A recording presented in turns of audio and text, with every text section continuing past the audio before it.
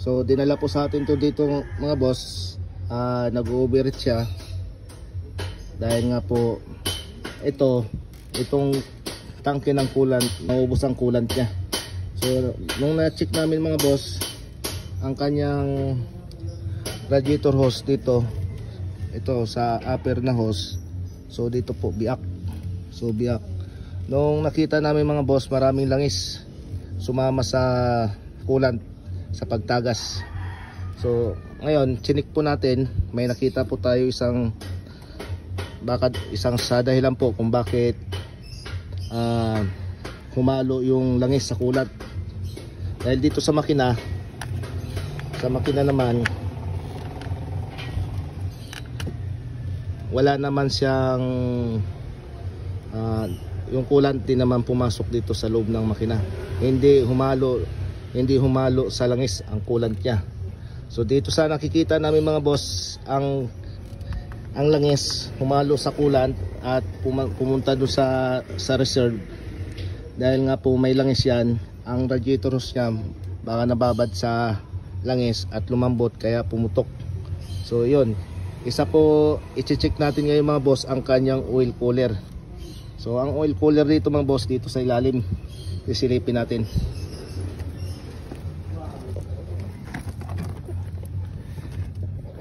So ito mga boss ang oil cooler nya. Yan, ang gagawin natin, tatanggalin natin itong oil filter. At nandito po paano natin tatanggalin itong oil cooler na to. So yun muna ang gagawin natin mga boss, tatanggalin ko muna itong oil cooler.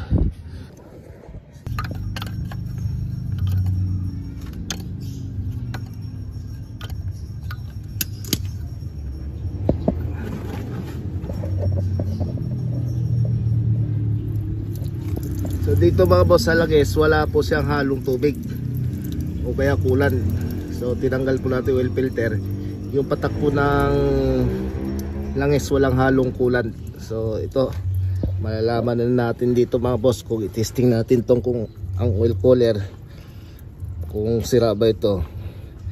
Kasi madali naman i-testing to kung sira itong oil cooler ito. Ayan. So marami po siyang langis.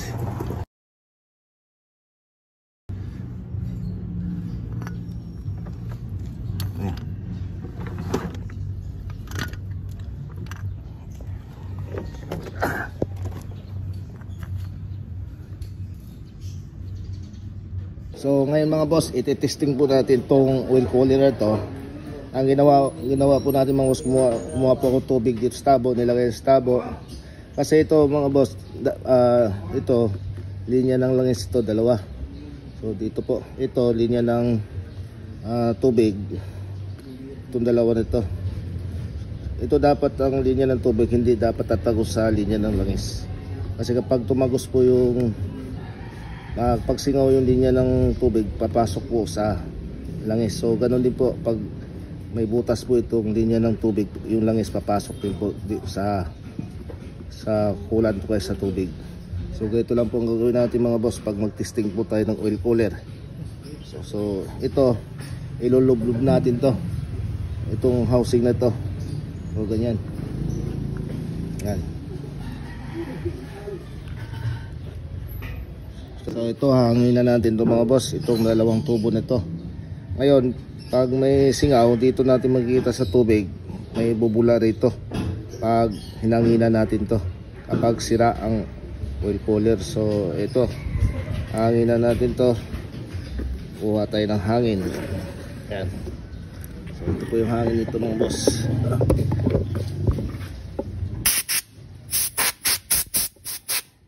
Tapos ito, lalagyan natin basahan para hindi sumingaw. Tapos itong kabilang side, ito tatakpan po natin ng kamay. So pag matakpan na, hangin na po natin. So ayan mga boss, may nakita tayo na bumubula.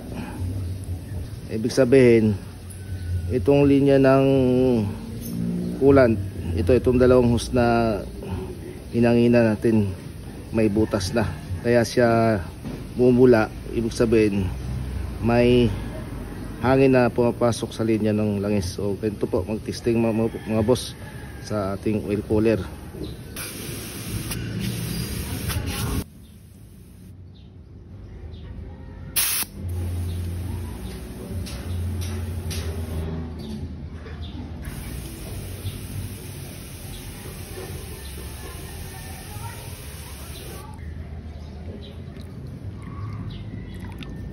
So ito mga boss, nalaman na nga po natin na sira nga po itong oil cooler ito, kung bakit po ang langis sumalo sa coolant. So ito nga isa sa dahilan mga boss kung bakit humalo yung langis sa coolant, dahil nga po sira ito.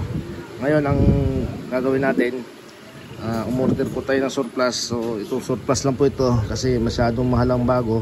Ngayon ito lang po ay ikakabit muna natin itong surplus. Pero ititesting natin to mga boss bago natin ikapit, baka sira din to. Kaya ititesting natin itong surplus nya. So ito, ilulublog po natin ulit sa tubig. Yan. Yan. Tapos hanginan natin itong tubo na to. Tapos tatakpan natin to para malaman natin kung may butas ba itong oil cooler na surplus na ikakabit natin.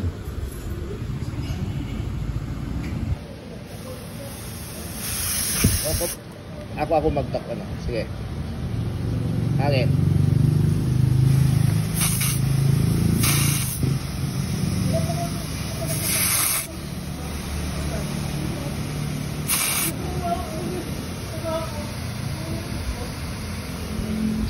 So ito mga boss, itong surplus na to, wala siyang singaw dito walang singaw. So ititesting natin tong isa, yung dating yung nakakabit sa makina, kanyang luma. So ito, itesting natin to. Sige.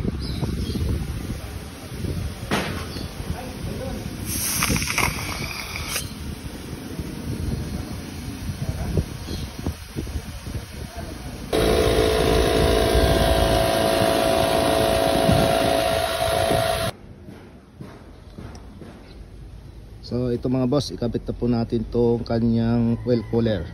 So itong nasira din sa kanya mga boss ang kanyang radiator hose.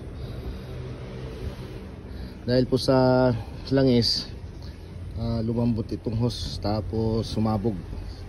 So sana hindi na-apektuhan itong makina, dahil po nag-overheat kasi ito.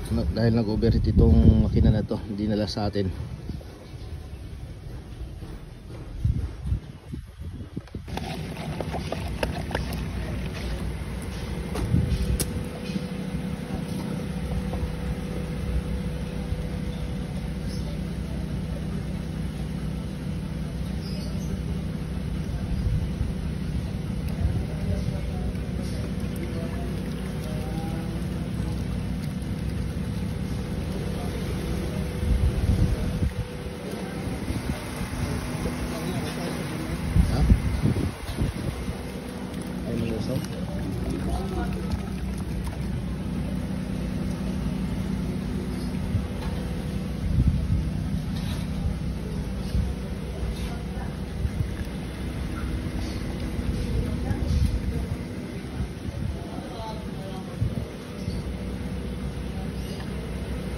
Oh, sige, start na na. Sa loob. Ay. So, yan mga boss, papaandarin na natin. Nilagyan natin ng sabon para yung langis sa linya ng coolant, kaya sa linya sa radiator may labas po. So, lilinisin natin maigi ito mga boss. Kailangan yung stock na langis mawala para malinisan po ang linya nito. Pag malinis na, saka po natin ikukulan. Pero titignan natin dito mga boss, baka mayroong pressure, baka nagkaroon problema ang cylinder head.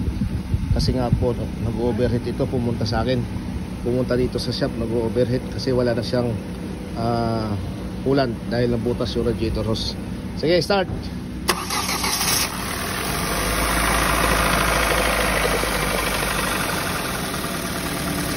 Ayun mga boss, nakikita natin wala namang problema ang cylinder head, hindi siya bumulwak. hindi sumingaw ang cylinder head gasket niya. So obserbahan natin to hanggang sa uminit para malinisan natin to.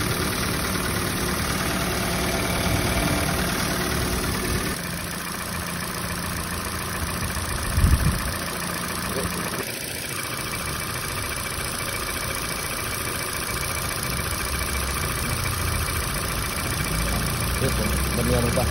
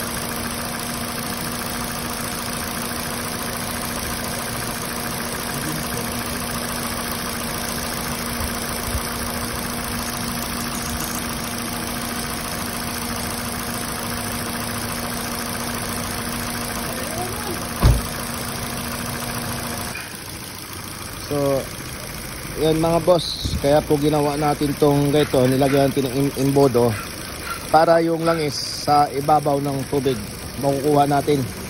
Tulad po nito, marami na po tayo nakuhang langis dahil nga po yung una, dahil nga nasira yung oil cooler nya, yung langis sumama sa coolant, kaya ito maraming langis po sa linya ng makina, lalo na sa radiator. Kaya ginawa natin ganito para kahit papano mabawasan po yung langis na sa linya sa loob ng makina. Pagkatapos dito mga boss, pag wala na siya lumabas, saka po natin i-drain to lahat at ikukulan po natin to. So ito ang ginagawa namin, marami na po tayo nakuha na langis.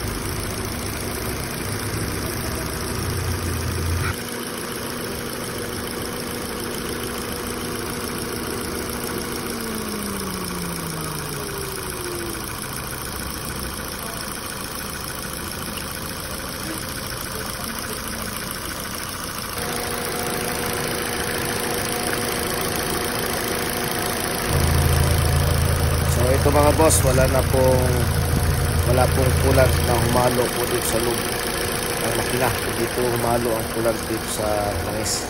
So ito mga boss, nilinisan na namin yung stotong linya ng coolant, lalo yung radiator, dahil maraming langis po sa loob nito. Pero ito mga boss, obserba na namin, ayos na ito, at mamaya pag malinis na ito, inukulan ka namin to. So ito mga boss, okay na itong ginawa natin.